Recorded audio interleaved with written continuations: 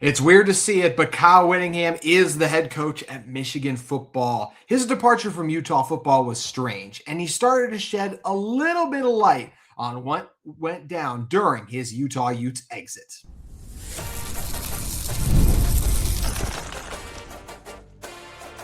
You are Locked On Utes, your daily podcast on the Utah Utes. Part of the Locked On Podcast Network, your team every day.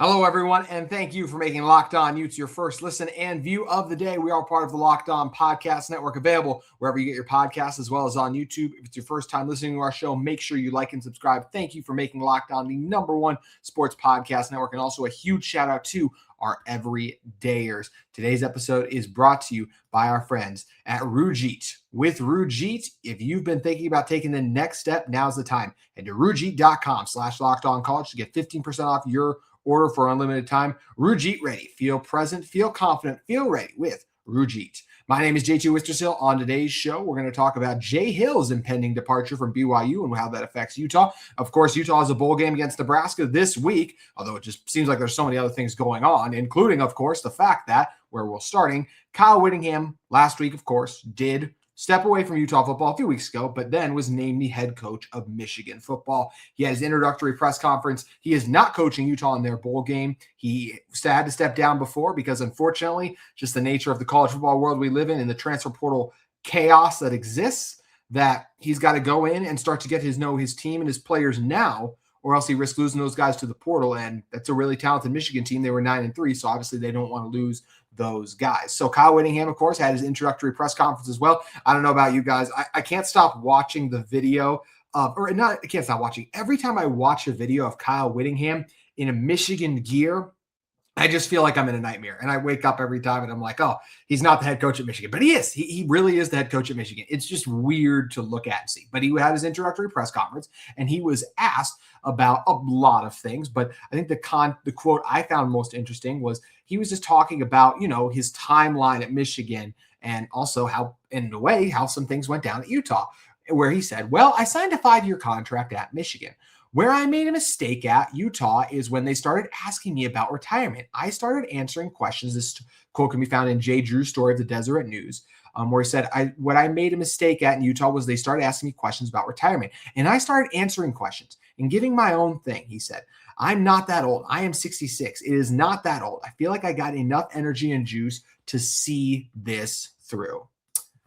That's just really interesting. And it's just starting to peel back some of the curtains and things about what's, this has been a weird process, right, with Kyle Whittingham as we step back and are removed from all this now, right? It's rare you see a coach leave a place after 20 plus years and not retire, but instead he decided to step down but he wanted to continue to coach. And he said in this press conference, there was only 5 jobs in the country he wanted to be a head coach for. I believe that. I don't think he wanted to be a head coach of a Mountain West team. I do not think, just off the top of my head, like Barry Odom's at Purdue. Purdue wasn't going to fire Barry Odom. I cannot imagine Kyle Whittingham wanted to take over a Purdue program. But Michigan, want a team with a chance to win a national title. He was interested in that. And he obviously is the head coach of that now. So that makes sense to me, right? But it is interesting that he talks about, he's like, they started asking me about retirement. Kyle just a couple of years ago was like, I probably won't be sitting in this chair in 2027. He's on the record saying that he nearly did step down after last season. And he just seemed to be, Morgan Scalley's been the head coach and waiting for a little bit now. It's been well reported that Morgan has been doing a lot for Utah behind the scenes for years, right? So Morgan has been being prepared to run the Utah football program for several years now, right? It's not like Kyle Whittingham was managing everything from the minute detail. That's the advantage he had at Utah. He has had people in places. So Kyle Whittingham and he also said he didn't want to coach past 65. His father, of course, had passed away as a coach and didn't get to spend that time with his grandkids. So now Kyle Whittingham, you thought that he would want to end up retiring and be able to spend that time just because that's what he's talked about wanting to do, right? So those were all some of those things were things he's just said. And now it's him deciding he wants to go to Michigan. And that's fine. It's just interesting when we look at this, right? And he says, they started putting me on a timeline. It's like, you kind of gave yourself a timeline. But at the same time, he's like, well, they gave me a timeline. But then also in this interview, he talks about how I felt like it was the right time to exit. I, didn't want to be the guy who overstayed his welcome. He said that all the time. So if he's talking so much about how he doesn't want to overstay his welcome, well, then why is he also being like, well, I wanted to step down, but also I still have this fire in the tank and wanted to keep going. So it's like people are saying you got pushed out of Utah and you say you stepped down and you did. But when you say I still have that competitive fire, but I stepped down, like that's where that narrative is going to get created at, that he got pushed out of Utah. So it's a complicated thing, I think, what's going on here. And I'm very curious to see how this is all going to go for Whit at Michigan.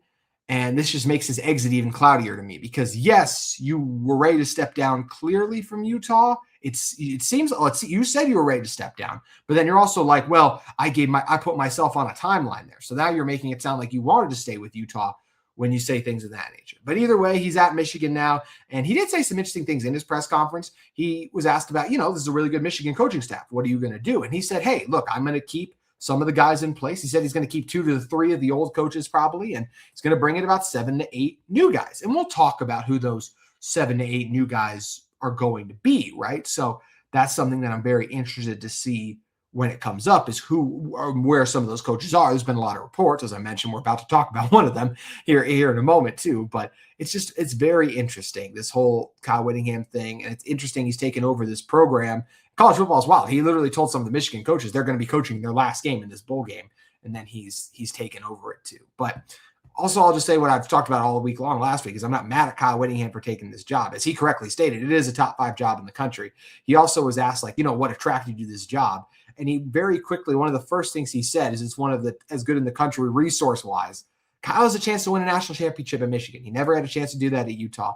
And I absolutely believe that's part of the reason he is where he is right now too. He clearly does still have that fire. He did say he felt like he was treated fairly in his exit, and he called it his own decision to step down, right?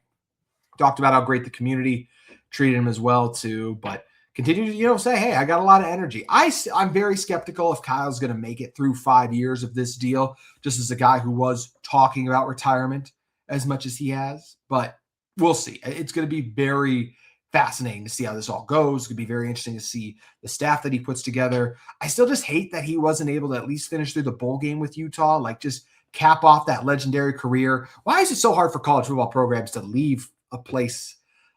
There should have been a goodbye press conference with Kyle about what he's accomplished. We'll still get the Morgan Scalley introductory press conference. I believe it's going to be in early January, but it's just, why can't college coaches leave a good place? I think of the way that Brian Kelly, he's the all-time winningest coach in Notre Dame. He leaves in the middle of the night to go to LSU. Obviously, that didn't work out. But I know Nick Saban left Alabama on good terms, but it's really hard to leave a school the right way. And I don't think Kyle Whittingham left Utah the wrong way, I'd say, but it's like, why can't he finish the bowl game? Why can't we get that goodbye press conference, that moment? But the college football calendar doesn't allow that. That's not even all on Kyle Whittingham. So it's going to be fascinating to see how this all shakes out. As we talked about too, Kyle Whittingham is in the process of putting together his staff. And one of the names that's being reported, this whole Kyle Whittingham to Utah thing, Utah's probably going to lose some staff members. We talked about that. But so is the team down south, which is obviously good for Utah if that's the case. Today's episode of Locked On Utes is brought to you by our friends at Rougiette. Rougiette. Let's talk about something most men don't bring up, but absolutely should. Stress from work, money, life, it doesn't just switch off at night. And when it shows up at the worst possible time, Rougiette Ready is designed to help you take back control. Rougiette Ready is a next-generation prescription treatment created to support both the brain and the body, so you can feel present, confident, and ready when the moment matters. Rougiette Ready combines 3 clinically proven ingredients in 1 minute that dissolves under your tongue so it absorbs fast. It's easy to understand why over 150,000 men have already made the switch. Most men are ready in about 15 minutes on average, so you can stay present, confident, and in control when the moment is right. If you've been thinking about taking the next step, now's the time. Head to Rougiette.com, Locked On College. That's Rougiette.com/Locked On College for 15% off your order for a limited time. Rougiette Ready. Feel present, feel confident, feel ready with Rougiette Ready today. Kyle Whittingham is off to Michigan, and he is taking one of the best defensive coordinators in the Big 12 with him, and it's from the team down south. Pete Nakos of On3, as well as CBS Sports' Matt Zeiner, are reporting that Michigan is working to hire BYU defensive coordinator Jay Hill. This is really good for Utah, and it's the highest compliment I can pay Jay Hill. He is fantastic at his job, and losing him is a blow to BYU. it's a blow to Utah that more than likely they're going to be losing Jason Beck. Jason Beck, it was reported, is up there, is one of the top candidates for the Michigan job. And it just seems really likely that he's going to be the next offensive coordinator at Michigan. So Utah is getting weaker. They are losing their offensive coordinator and likely even more, right? Alex Markham talked about last week that, hey, there's lots of interest out there for Jim Harding. So what's going to happen to Jim Harding too, right? Freddie Whittingham is Kyle's brother. Is he going to go off to Michigan as well too? So, the defensive staff seems like it's going to stay in place, but things can happen. Things can change, right? So Utah, by losing Witt and at least a couple of staff members, it feels like they're getting worse. With BYU losing Jay Hill, they will get worse too. That's obviously really good for Utah because the last few years that Jay Hill has been at BYU, the Cougars have been fantastic. Jackson Payne of the Deseret News, who covers BYU, does a great job of noting he transformed the BYU defense. A reminder, BYU was 5-7 the year before Jay Hill got there. And Kalani Sitake, to me, still deserves hey, why is BYU been on this resurgence? I'd still go Sitake one. How awesome was it watching him shove the Pop-Tart in his face? I love that moment. That just is everything about why the Pop-Tart's awesome. And I think he's a great coach. But Jay Hill's been a huge part of BYU's turnaround too. He transformed the Cougar defense from one of the country's worst to a top 20 unit. They allowed just 19 points per game since 24. And they were top 25 scoring defenses last year. 23-4 record since he joined BYU. They've led the country in interceptions since he's taken over the BYU defense. Their 2025 sack total 30 was the highest BYU had since 2016. All of this happened under Jay Hill. And if Jay Hill's the defensive coordinator and going, we'll see all that shakes out. I find it hard to believe that BYU, same thing if Jason Beck goes to Michigan, right? I don't think Utah is going to keep all of their offensive staff in place if the coordinator goes. It's being reported that Jay Hill is going to end up at Michigan. I don't think BYU's defensive staff is going to stay intact. That's good for Utah because Utah is getting worse and their rival is also going to get worse as well too. I think both schools are more than capable of finding good replacements. But let's also just call it what it is. Jason Beck, Jay Hill, both phenomenal. It's hard to just replace those guys. It's a lot more likely that both those sides of the ball, whether it's Utah's offense and BYU's defense, take a step back next season. Because we are talking about two of the best coordinators in the Big 12, and I think two coordinators that are a great addition to Kyle Whittingham's staff at Michigan. A little surprised that he is taking Jay Hill over a Wink Martindale, who's been at Michigan, been an NFL DC, but obviously Kyle and Jay have worked together before. They have that relationship, and he feels like that's a good candidate for him to bring in. So it looks like Wink's going to be on his way out, and it'll just be interesting to see as well now too, right? We've talked about the coaching ramifications of this. Transfer portal-wise, this is BYU's done playing football. Utah will be done playing football in about 72 hours from after this episode airs, because a little bit after the Las Vegas Bowl, of course. Then they're done. Who enters the transfer portal? And who enters the transfer portal to go to Michigan? And we'll do a full episode on this at some point. I actually don't think it'll be a ton of Utah players because, look, if Spencer Fano, Caleb Lumu, a lot of that offensive line was coming back, I'd be very scared about losing them. They're not coming back. John Henry Daly had the season-ending injury. So he's another guy I'd go, hey, he's probably going to be on the way out, in terms of he might be entering the portal or going pro, but that injury, I don't think it makes it as likely he's going to leave. We know Logan Fano is already off to the NFL draft. Lander Barton's out of eligibility. There's maybe some Utah corners I look at. Maybe they'll go. Does Wayshawn Parker, he's a really talented running back. Does he go to Michigan? So there are pieces that Utah will lose, but obviously, I don't see Devin Dampier or Bird Ficklin going. Let's talk about that for a moment. Why would Devin Dampier and Bird Ficklin leave Utah for Michigan when Bryce Underwood's there? That's not going to happen. So to me, because Bryce Underwood was one of the top young QBs in the country, he had a really good freshman season. I expect him to only continue to get better. So they're not going to start there. Yes, staying in Jason Beck's offense, if he does leave, that hurts their skill set. But at the same time, Devin Dampier and Bird Ficklin are also, I think, right where they belong. I don't think Bird's ready to be a starter at the P4 level. I would love it if Bird Ficklin went and proved me wrong. But the truth is, he still needs to grow a lot as a passer. And I look at a guy like a Bryce Underwood who played as a true freshman. He showed a lot more as a passer than Bird did. That's just the facts. And Bird is an incredible athlete, and I think he can be a really good passer. Bird already surprised me this year for what he was able to do. But I don't know how you watch Bird Ficklin behind what also was one of the best offensive lines in college football and say, okay, with a lesser offensive line, he's ready to lead a P4 team to high levels. I just don't think he's there quite yet. I think he can still help a P4 team win, but I don't think he's ready to be the star on a college football playoff team. And I'll even just say, like, take a step up that next year and be a starting quarterback at the P4 level. I don't think Bird's quite there yet. I think he's almost there, one more year of development, and then I think he'll be ready. I look at Devin Dampier. Let's talk about Devin, right? Devin is a phenomenal quarterback too. But Devin's another guy that I say, okay, you're really good, but you also didn't have the greatest year as a passer. Like, he did some really good things. We're talking about Devin, over 2,000 yards passing, 22 touchdowns. He actually overall had 29 total touchdowns. Again, over 30 after the bowl game. He had just 5 interceptions, so that was good. But he was a guy who struggled with accuracy at times on the season. And he needs to continue to grow and improve that. And if you're a Michigan, if you're at Michigan, the expectation is college football playoff.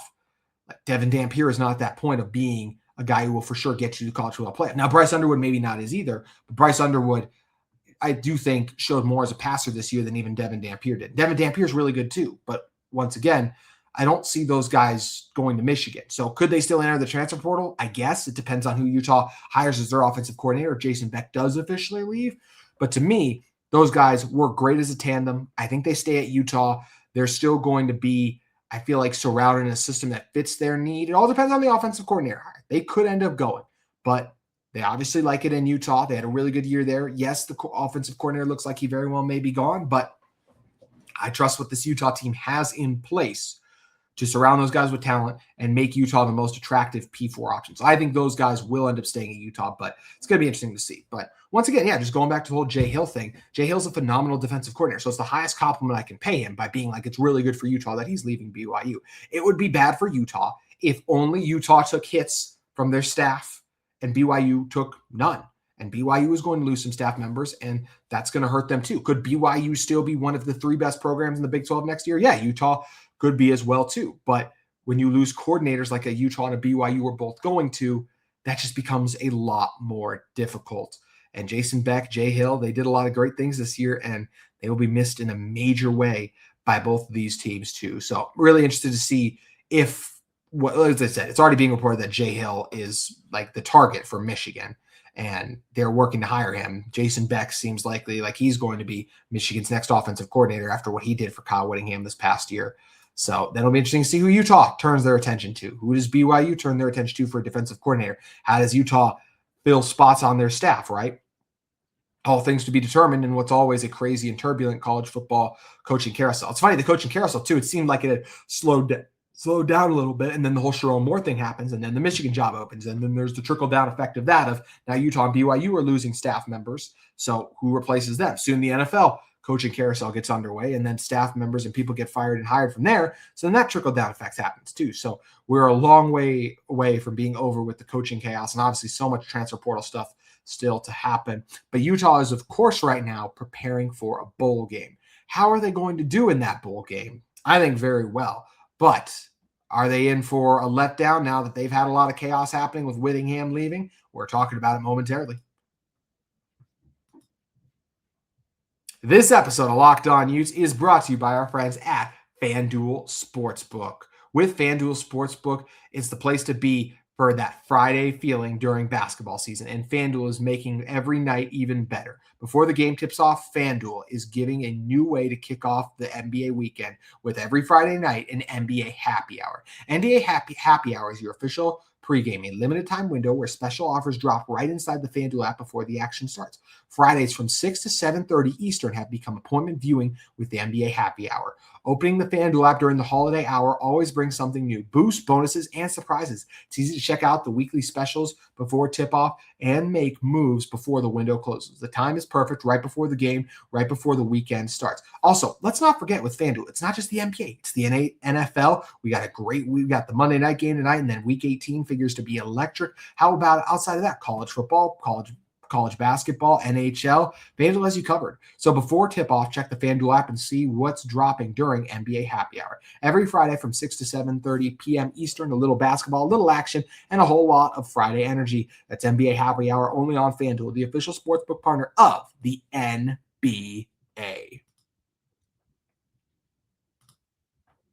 Utah plays in a bowl game in just 2 days right now. It's hard to believe, but it's true. Utah is playing in a bowl game on the 31st, the Las Vegas Bowl. I'm fascinated to see how this is going to go for Utah. I still like the Utes a lot. We had Max PFF's Max Chadwick on last week, an episode that kind of got buried in a way because of all the craziness that happened with the Kyle Whittingham news. But I would recommend you guys check that out if you're curious how this matchup is going to play out. Also on tomorrow's show, we'll be having one of the co-hosts of Locked On Cornhuskers or Locked On Nebraska on my show to talk about this game a little bit more in depth too. But yeah, I think it's logical to say, hey, is Utah still in a good place to win this bowl game? Because they have had a lot of chaos after Nebraska also had a lot of chaos. It's true. Like, hey, aren't both teams in chaos? And the answer to that is yes, but I still feel much better about Utah because what does Nebraska still have? A bad rushing defense. And a reminder, even though Utah's lost some coaches here, this is still a Utah team that ended the regular season on a high note. How about the Nebraska end the regular season on a high note? No, they were 7-5. They lost their last two games, 37-10 at Penn State, 40-16 versus Iowa. They got their doors blown off. A reminder, that was not a good Penn State team that they lost to either. So this is a Nebraska team that's reeling. There's a whole Dylan Raiola transfer and just kind of the letdown feeling of a season that happened with this Nebraska team who was at one point ranked, who got a nice win over Cincinnati to open the year, and they just completely fell apart down the stretch. They lost 3 of their last 4 games. Their top running back, he already declared for the NFL draft. He's not playing. TJ Lateef is going to be playing, but that's a backup quarterback. How about for Utah? Look, they're going to be without Spencer Fano, Caleb Lomu, and Logan Fano. Those are losses to your 2 best players, your 2 offensive tackles, and your best defensive end, and still a really good pass rusher in Logan Fano. So those are losses for Utah. But the 3 interior offensive linemen are back for Utah in this bowl game. Devin Dampier, Burt Ficklin are playing. Wayshawn Parker's playing. Ryan Davis, the Utah's leading receiver. We've seen video of him practicing. I'm encouraged by that. Dallin Bentley, another bowl game for him. J.J. Buchanan, we know what he's been able to do on the season as well, too. So I think he's going to step up and show out in this game, too. Larry Simmons is coming on a little stronger. That Utah secondary, everyone's supposed to play. And Lander Barton's going to be playing, leading the linebacker core. Utah has to figure out this defensive tackle thing, but whatever issues, and look, the issues where they're just getting whooped up front, honestly, but they've had a month to figure that out. And I trust Morgan Scalley and this Utah team to be able to slow down a Nebraska team, as we mentioned, is without their best player, their star running back, who had 1,000 yards on the season, over 100 yards rushing in his final 5 games. That's a huge loss for Nebraska. Utah, massive loss to 2 offensive tackles, but that's the beautiful thing about an offensive line. It's not just 2 players, it's 5, and the 3 interior offensive linemen are going to play for Utah. So who's going to step up in place of some of those offensive linemen that we just talked about that this Utah team is losing? Well, Joe Coles did a good job reporting what Jaron Kump said in his first media availability for the Las Vegas Bowl, where he said Keith Olson and Zeros Williams will fill in for Spencer Fano and Caleb Lomu in the Las Vegas Bowl. Olson's been used as an extra offensive lineman frequently throughout the season. I have full faith that he's ready to roll. Williams, I don't know how much he's been used on the season, but I know he's been around this team and this program for a long time too. So yes, can 1 down offensive lineman or 2, if both of those guys underperform, hurt your team? They can. But we talked about Nebraska's rushing defense isn't good. So even if Utah's offensive line isn't as dominant as they normally are, they shouldn't need to be against what is a weaker Nebraska front 7. This Nebraska team, it's not in a great place. Like, yes, Utah lost Kyle Whittingham. It's kind of weird, but this has been, as much as it can always hurt when you lose a coach, I guess. But, like, obviously Utah was prepared for Kyle Whittingham to step away. So Morgan Scalley just gets a game earlier experience of what it means to run the show for this team, be the guy. Let's also talk about, I talked about Jason Beck in the last segment about, it feels like he's going to end up at Michigan. It's been reported a little bit now, right? He's still with Utah. So Utah will still have one of the best offensive coordinators in the Big 12 on the sideline for this game, who wants to go out on a high note with some of these guys, with a Devin Dampier, with a Ryan Davis, with an Akwari Rogers, who's been through a lot with too. So Utah team has very limited bowl opt-outs. It's also some guys like a Michael Mokafisi, Smith Snowden, Lander Barton, who've been a part of a lot with this Utah football team. And what a perfect way to, you wanted to win a Big 12 title. You wanted to make it there. You wanted college football playoff. I know. What a better way to send those guys off, though, than by doing what? Winning a bowl game. And Utah has a great opportunity to do that still against a Nebraska team that was disappointing, that it was not trending in the right way to end the regular season. Utah has the most important position on the field back, and they have 2 really good quarterbacks. I think they have the 2 best quarterbacks in this game. No offense to Lateef, the Nebraska quarterback, but even though I don't think Bird is, I said, ready to be a P4 starter, he's still a very effective P4 college football player, and Lateef did not impress me in the limited opportunities he's gotten on the year. So could it be different with a month of practice in the bowl game? Sure.